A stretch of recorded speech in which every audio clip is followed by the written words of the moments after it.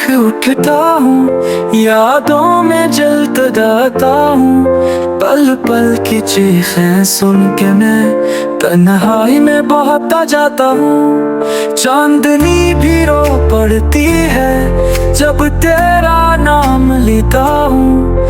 टूटे लम्हों की जंजीर में दिल का दर्द समेटता हूँ। काश तो पलट के देखे कभी दिल की वो हालत क्या हुई। मुस्कुराहटें दफन हो गई, खामोशी भी अब रोती गई।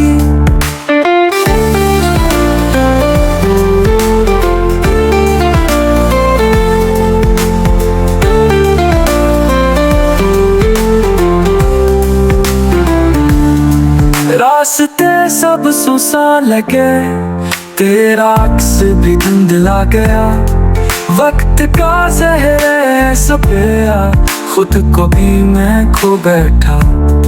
यादों का शोर, आंखों की बारिश, हर लम्हा करता है इल्तिजा।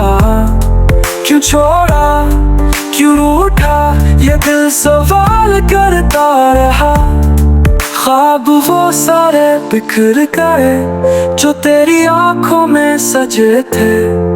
अब वो दिन भी दूर गए जो तेरे साथ बीते थे। खुद को आईने में देखता हूँ, एक खाली शख्स नजर आता है जिसके होठों पर मुस्कान नहीं, बस आंखों से दुख बरस जाता है।